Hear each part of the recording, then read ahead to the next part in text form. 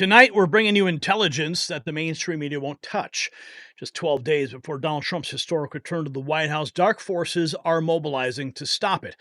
A man with a machete arrested at the Capitol hours before Trump's visit. And that is just the tip of the iceberg. Steve Quayle's warning about 40,000 trained leftist operatives ready to strike. General Flynn and Mark Vargas calling for a private inauguration due to credible threats. And now James O'Keefe has revealed a leaked HHS memo requesting unprecedented medical personnel deployment at the inauguration. Connect the dots, Patriots. They're not even trying to hide it anymore. As the deep state prepares its final stand against Trump's inauguration, there's another crisis brewing the government won't address. It's the collapse of America's bee population. And just like these patriot firefighters standing guard over our republic, bees are the silent guardians of our food supply. While threats mount on D.C., Patriot Bee, they are fighting to save our agricultural independence. So join the resistance at patriotbeebest.com. Use code NNN for your 25% off subscription. Don't let America's food security become another casualty of the deep state's agenda. Okay, so this just in Daily Caller reports that an arrest was made. A man trying to bring a machete and 3 knives into the U.S. Capitol hours before Trump's visit. I mean, who is that stupid? Obviously, a leftist. Capitol Police, you see the headline right there. U.S. Capitol Police arrested a man Wednesday afternoon for attempting to bring a machete and 3 knives into the Capitol Visitor Center, which is attached to the U.S. Capitol building just hours before President-elect Donald Trump was expected to arrive for meetings with Republicans.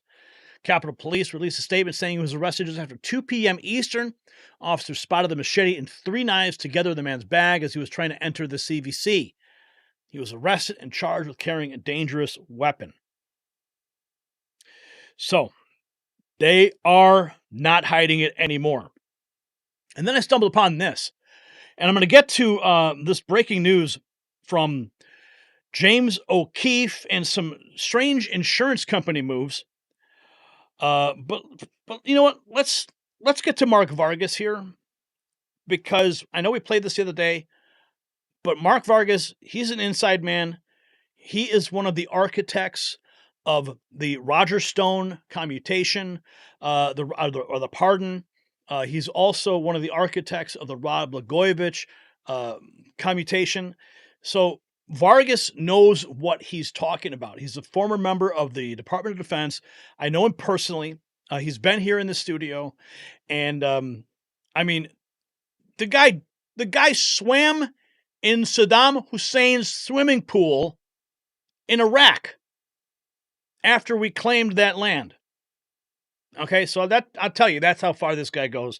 This is how deep he is. So take what he says seriously. I think there's got to be the federal government has already proven that they cannot protect President Donald Trump. So I agree with General Flynn. I think there's got to be a scaled down inauguration, because the number one priority is to ensure that President Trump safely takes the oath of office. And can he do that effectively in Washington, standing on the west front of the Capitol with all of these threats? I don't think so. The federal government. Yeah, too many threats abound. And now here is what Steve Quayle just warned about.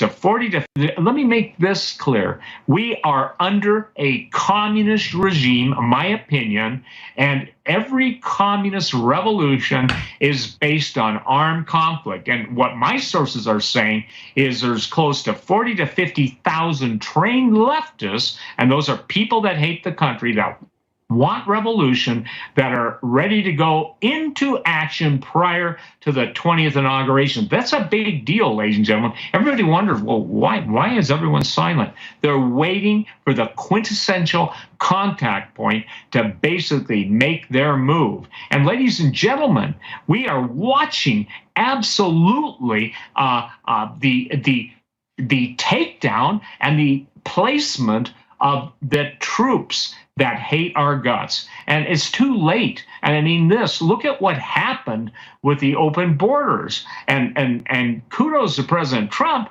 for putting up the gates. And what does Biden do? He wants to scrap it and sell the steel. What did he do with our strategic petroleum reserve? He lowered it. When I had an actual contact from a implant, he said, I am inside the Communist Party USA, and he said, we are armed and we're going for it. They're not settling for bricks anymore. They're not settling for disrupting Portland. They're not settling for burning cities down.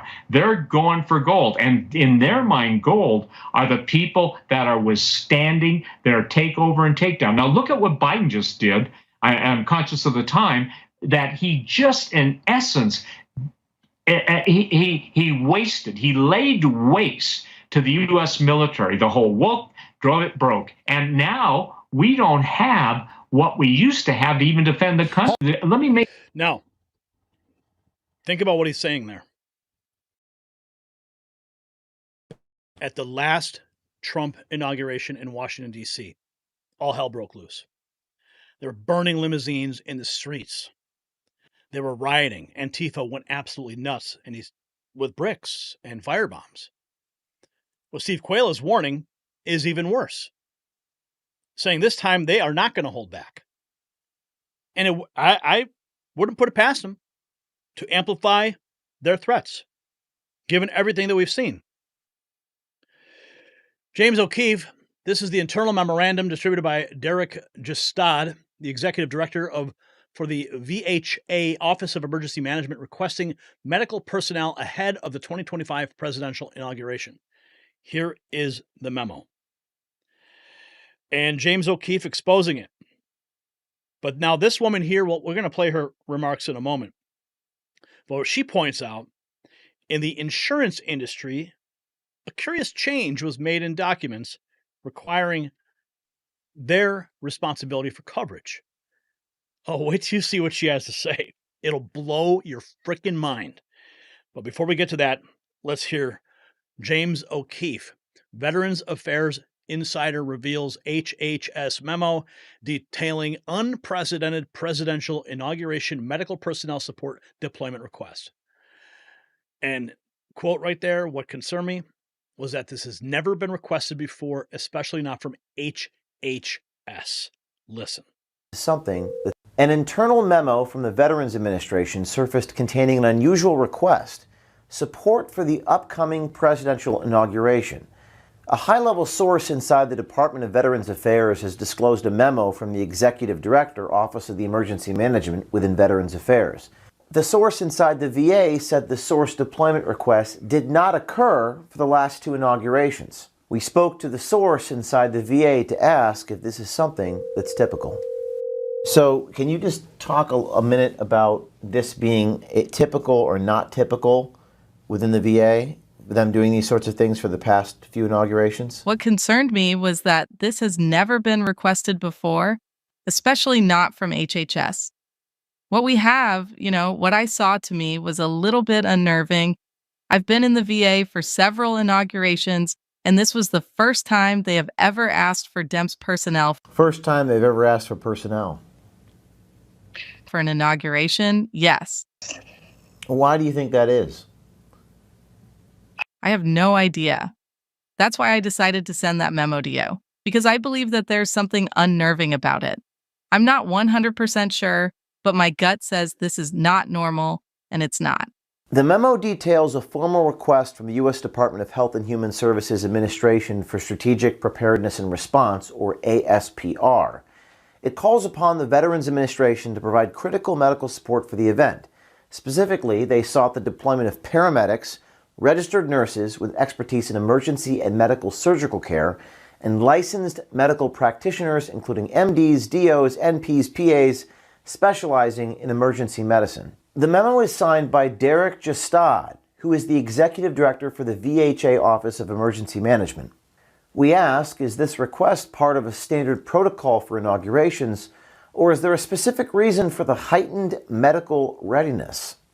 We sent an email to the email address provided on the memo, and we have not yet heard back. We also gave a call to the Executive Director himself, Justad. This is Derek. Hi, Derek Justad? Yes. Hi there. You wrote a memo dated December 10th, distributed internally, and it was said urgent, and you were talking about preparations for the inauguration. I'd like to ask you a few questions about the memo. How can I help? A source within the VA has told us that it's quite unusual. Is it typical that you guys out of the Office of Emergency Management deploy these resources for a presidential inauguration? I can't speak to every, but 2 out of at least the last 3, I want to say 3 out of the last 4. Well, the source inside the VA is saying that this has not been done for previous inaugurations. I can't help what the source within the VA has chimed or has claimed, but that is not the case. And indeed, we have supported presidential inaugurations previously. And I would refer you to the Assistant Secretary for Preparedness Response at the Department of Health and Human Services to attest to that fact. Can you send me the previous memos? I would refer you to the FOIA office, Freedom of Information, as I do not have access to materials going back that far. We filed a FOIA request last week. Okay, great. But that's going to take months, if not a year, to receive. We also submitted a Freedom of Information Act request to the Department of Health and Human Services to confirm whether this level of medical support is standard procedure. We have not heard back. So what I'm trying to ascertain is if, and I know this is something that you don't know, is whether or not this is something that happens for each inauguration. Do you know who could help me answer that question? Yes, VHA Communications. So you guys have done this during the last inauguration with Joe Biden, the first inauguration of President Trump in 2017. The Obama before that. You guys have done this in the past several inaugurations, you're saying? I personally can't speak to previous inaugurations. So why is this specific presidential inauguration generating a request for such a significant deployment of medical personnel? Does the Department of Health and Human Services have information regarding a potential event or risk on that day? What is the purpose behind all of this? Now, if you're a source inside the federal government, the time to provide information or come forward is now. The American public deserves clarity on matters such as these. Transparency builds trust, which is vital to the democratic process. Reach out to us on our Signal account at 914-491-9395 or tips at o'keefemediagroup.com, and stay tuned. After experiencing... Man, James O'Keefe is an American hero. And think about, the last couple of weeks. We had that scare with the New Jersey drones. Our own source said that they were sniffing for dirty bomb material. There was also talk that these were Chinese or Iranian drones. I mean, aside from that, focusing on the potential for a dirty bomb during the inauguration, that's a terrifying prospect. And if that's one of the reasons why they have deployed this increase, it's major cause for concern, especially if you are attending the inauguration. Now, this is what Wall Street Apes post. Extremely concerning health insurance policies just updated in 2024 with new exclusions and expenses not covered. Treatment of an injury or a sickness which is due to war, declared or undeclared, or a riot or an insurrection. Yeah, listen. Decade. And y'all need to check your insurance policies. Listen to this. This is something that made me go, As you may know, I have had my insurance license in the state of California for over a decade. And when I was reviewing policies for 2024, I noticed this new exclusion. Look here, this is under exclusions and expenses not covered on a 2024 Cigna health policy. Treatment of an injury or sickness which is due to war, declared or undeclared, riot, or insurrection. This is not typical. This is an insurance policy from United last year for 2023. And the language typically reads like this: what happens with my coverage under extraordinary circumstances? And it says in cases of disaster, epidemic, war, riot, insurrection, that they will do their best to provide the services you need. But now take a look at United's 2024 health insurance policy, another exclusion, T, war. We do not cover an illness, treatment, or medical condition due to war, declared or undeclared. Cigna and United aren't the only ones that have changed their language excluding war from their policies. Anthem has also done this. And it just makes you wonder, why in the world would that be the case? Y'all need to check your insurance policies. Yeah, why would that be the case?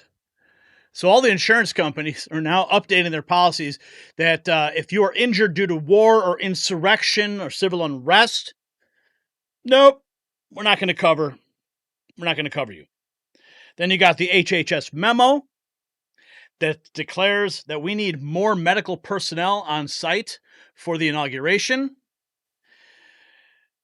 You've got Steve Quayle's warning of trained leftists ready to act before Trump's inauguration. You got former DOD official Mark Vargas and General Flynn calling for President Trump to cancel the inauguration ceremony.